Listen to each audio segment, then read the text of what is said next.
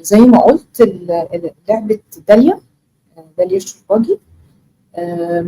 هي اللعبة عبارة عن بورد قماش متقسمة ل6 ألوان. احنا بنلعبها بالظهر، وهي بتتلعب ب2 لغاية 6 أشخاص ممكن يلعبوها.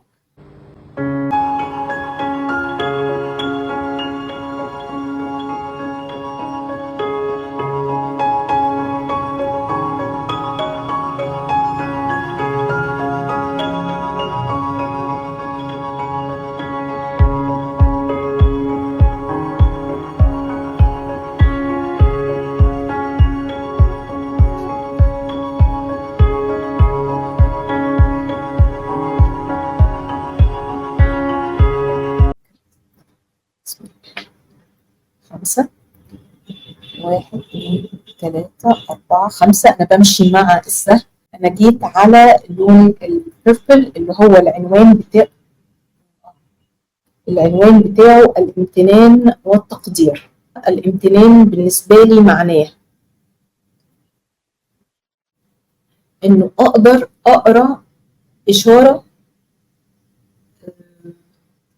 من ربنا بعتها لي فتطمن لي قلبي، فابقى ممتنة كمان إني عرفت أقرأ الإشارة.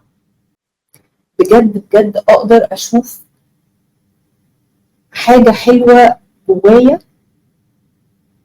أو في موقف يبقى تقيل عليا، فأبقى شايفة الحتة المنورة منه. يعني مشاعر التقدير للرسائل اللي بتحرك للإعلان، أو للفتات لألطاف الإعلان نفسها. يعني أنت فيها بشكل أحلى بكثير. شكرا. إيه الكود بقى؟ الكود النهاردة خلينا نمتن لكل لحظة عشناها، وأنا بمتن لكل حاجة فعلا ربنا بيبعتها لي تزود مساحة النور دي جوه. يعني دي حاجة بتحصل لي والله يا نهى، إنه ودايما بقولها وبستخدم التعبير ده، إنه من حيث لا أعلم ربنا بيبعت لي معينين على الحياة. مش بيعملوا لي حاجة فظيعة، بس ممكن يبقى معين بكلمة فينور لي حتة، فيدلني، فيرشدني، فيطمني. ناخد الكارت بقى جنبي عشان ما يتكررش. 1. التعافي والإلهام. مثلي الأعلى هو الشخص اللي قوي، وقوي بالنسبة لي اللي هو يعني بتكلم عن والدي. قوي بالنسبة لي هو الشخص الصابر المتقبل الرحيم. يعني بابا اللي أنا بشوف شخصية قوية جدا، هو ما كانش ولا عمره بيزعق، ولا عمره بيرفض حد أو كده. بالعكس كان كريم جدا، حنون جدا، لطيف وبيهرج وكريم يعني، وقلبه مفتوح كده مع جميع الناس. يعني حتى الشخصيات الصعبة والمتمردة والشخص اللي بيعاند كان دايما يجي عند بابا ويبقى بيكلمه يبقى بيكلمه بلين من كتر ما هو بابا لطيف وبيستوعبه. وما شفتش حد مثلا كان بيتكلم وحش عنه أو بيحمله مشاعر سلبية، إلا بعض الأشخاص اللي كانوا غيرانين منه علشان إنه الناس بتحبه كده. وهو بقى دي بقى قمة القوة، إن هو كان مسامح الناس دول. هو عارف إن فلان ده بيتكلم عنه علشان، وهو بقول له لا ما تخليهوش يجي معانا، مش عارف ايه، انت ده ما بيحبكش، مش عارف ايه. معلش هو غلبان كده يعني، معلش عادي يعني، خلينا بس بتاع هو احنا هنحبه وما يحبناش احنا هنحبه. فده شيء قوي جدا وراقي جدا، وده هو مثلي الاعلى، هو الشخص القوي بالطريقه دي. قوة الحب. الكود بقى دور على الطريق اللي يحتوي كيانك كله. 1. التعلق والقيود. ما اقدرش اتخيل الحياة من غير سبيس، حتى وانا عارف انه ممكن يكون بيعطلني. بصي، هي حاجة يعني غريبة. انا عندي اجابتين. اول حاجة، انا حاسة انه انا دلوقتي في مرحله حياتي بحاول اختار الحاجات اللي ما تعطلنيش. ما تعطلنيش دي مش معناها الانجازات في الحياه، بس تعطلني من جوايا كبني ادم، يكعبلني، يلخبطني. لكن كمان عشان ابقى يعني صريحه، ما اقدرش اتخيل الحياه من غير حب، حتى وانا عارفه انه ممكن يكون بيعطلني. يعني اوقات الواحد بيتحط في مواقف تبدو انها يعني حب وتعطل شويه. انا مش عايزه اتعطل روحيا، ده هدف ممتاز. ولا عايزه احس ان انا ماشيه في الدنيا مجبره او لاويه دراعي، خاصه فيما له علاقه بحاجه مهمه قوي زي المشاعر. هما الاجابتين عكس بعض، بس ده اللي حاضر في ذهني دلوقتي، ده اللي انا حاساه دلوقتي. يمكن على فكره دي ميزه اللعبه، انه لو اتلعبت في وقت تاني اجابات الواحد تتغير. انت اتولدت بجناحات، ليه مصمم تزحف على الارض؟ احنا اتولدنا بنزحف على الارض، ده كان انجاز، ده فرحه اهالينا لما لقونا بنزحف على الارض. ما احنا بقى بنبني في الجناحات. نتمنى. فكرتيني بنت اخويا، عندها اخ صغير كده، فلسه هيتعلم يعني يحكي. قلت لي بصي ضفدعه بس. انا برميها بقى زي اللي بيلعب طاوله وبيجي لي واحد فيه. الاصفر. التقبل والتخلي. احيانا بعاني علشان اتقبل انه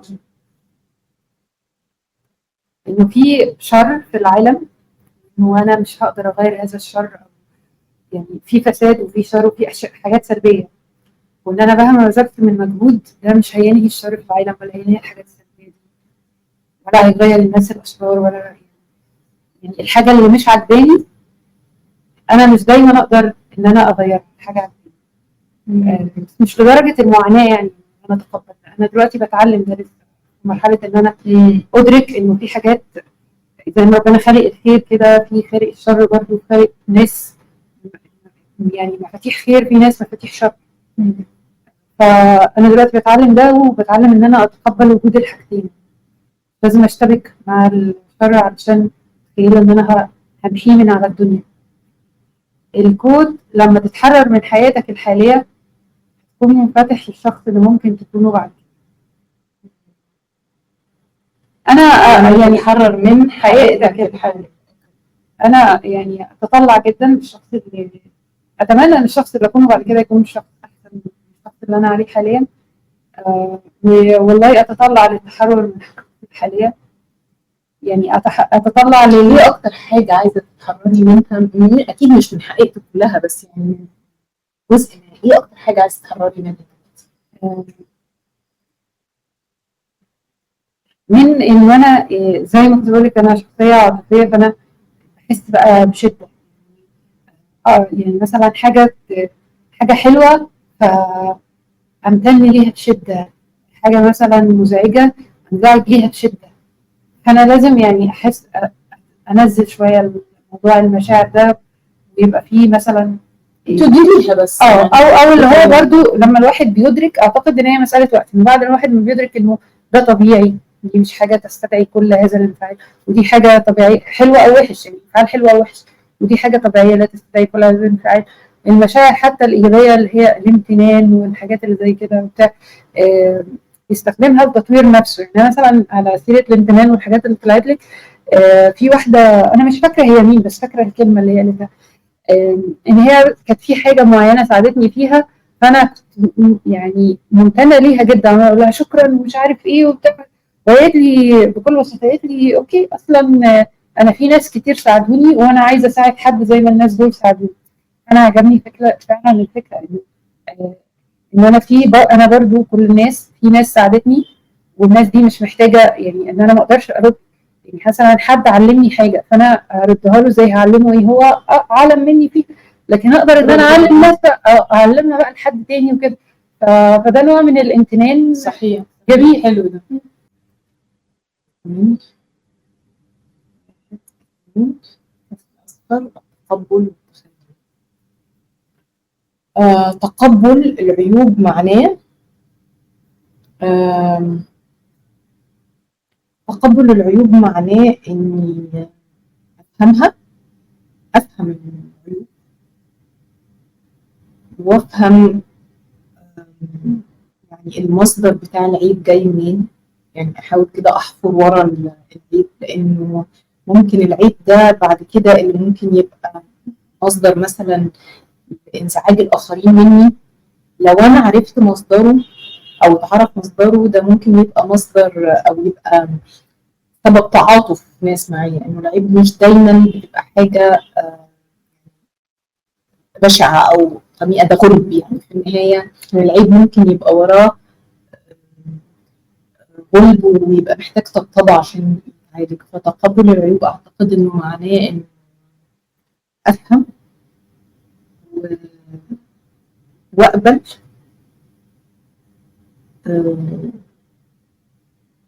وإني أراقب العيب، أراقب العيب وهو مش بيتعذب، هو بيطبطب عليه ويتشال على جنب قدر المستطاع. انا شايفه برضو انه مهم نشيل العيب على جنب ونبص للحاجات الحلوه، لانه اي شخص يعني ما هو في عيوب برضو والاخرين شايفينها وخلاص العيب ده بيعدوه طالما هم في حاجات تانية مستمتعين بيها في معرفتهم بالشخص.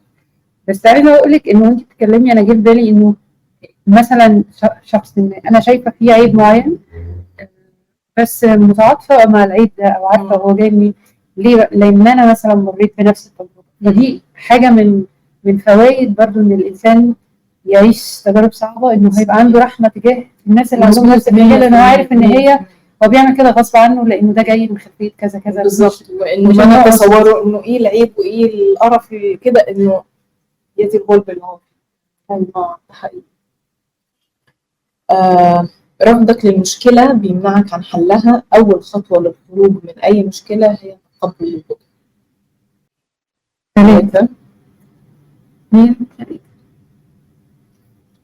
بشوف الخير اللي جوايا لما الامتنان والتقدير. الامتنان والتقدير، بشوف الخير اللي جوايا لما ادي حد حاجه او شعور وانا مش خايفه انه ده يقلل مني في حاجه، يعني ادي مثلا حد حاجه ماديه وانا مش خايفه ان عندي او ادي حد مثلا مشاعر اطمئنان او ايا كان وبتاع وانا مش خايفه انه ده ياثر على نفسي. فلما العطاء هو اللي بيخليني اشوف الخير اللي جوايا. حلوه كوت خليك ممتن لاي حد يجي في طريقك، لان كل مره بتقابل حد بيكون لك دليل. ايوه، هل ده ينطبق على الناس المزعجه؟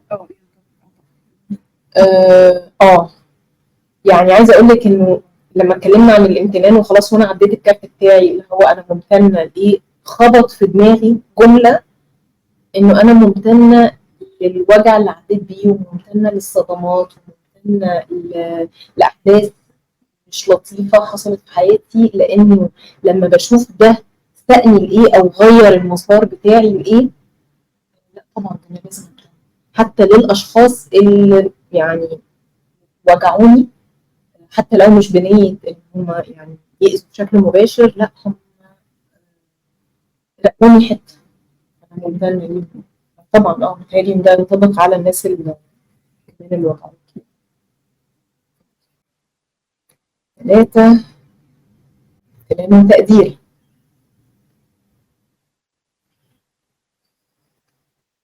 بعبر عن امتناني في حياتي عن طريق ان انا اقول للشخص ان انا ممتنه، اعمل حاجه يعني طيبه، يعني فكره ان انا لما بشعر بالامتنان ده بيصحصح عندي حاجه معناها انه يعني ده وقت مناسب انك تعملي اكشن.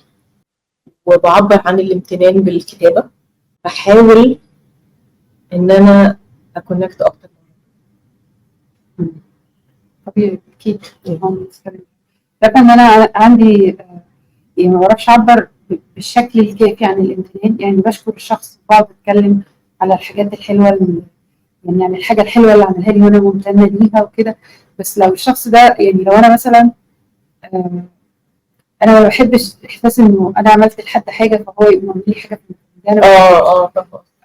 ما بحبوش، وبحس ان هي خلاص اتحولت بقت واجب بقى لا، هي حتى اتحولت حاجه قصاد حاجه. يعني عملت لحد حاجه عملتها له بحب، مش حاجه غير الحب. فما بحبش ان هي تتقلب بقى واحد قصاد اتنين. لكن في امتنان كتير ما بقدرش اعبر عنه، يعني ما بقدرش مثلا موافقاك.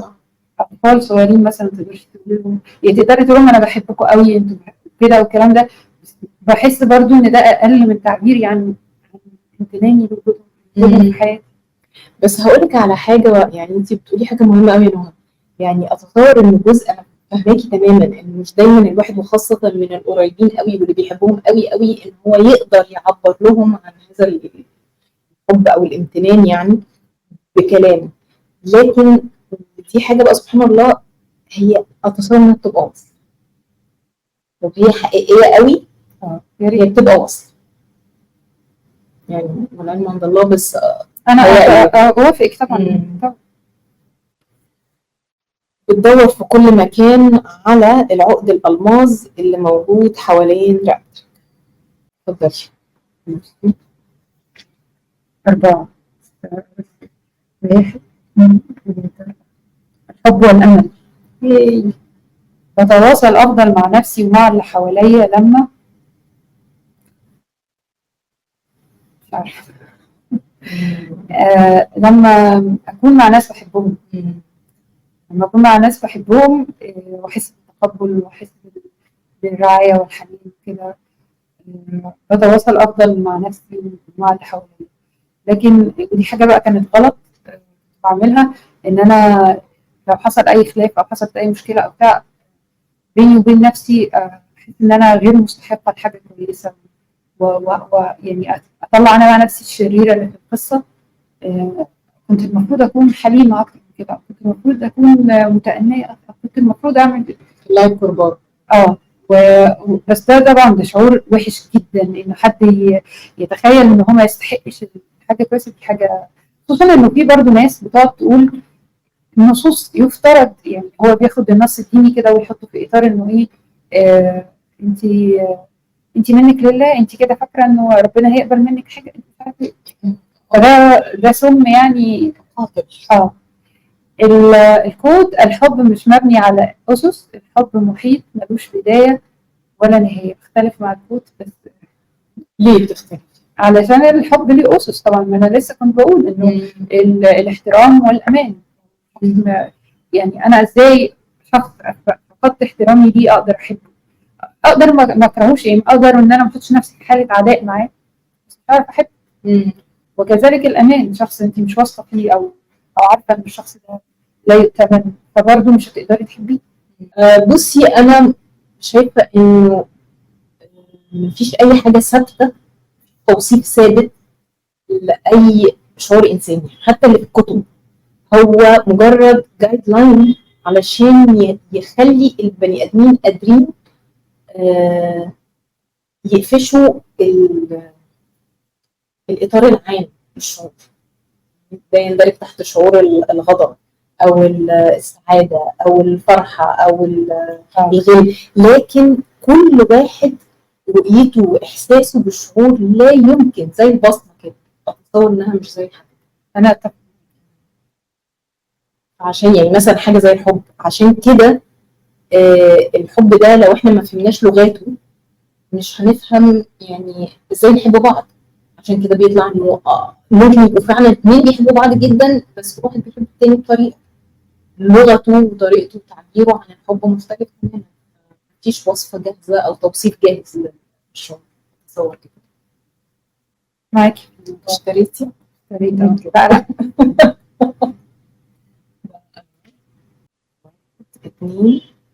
3 4 5.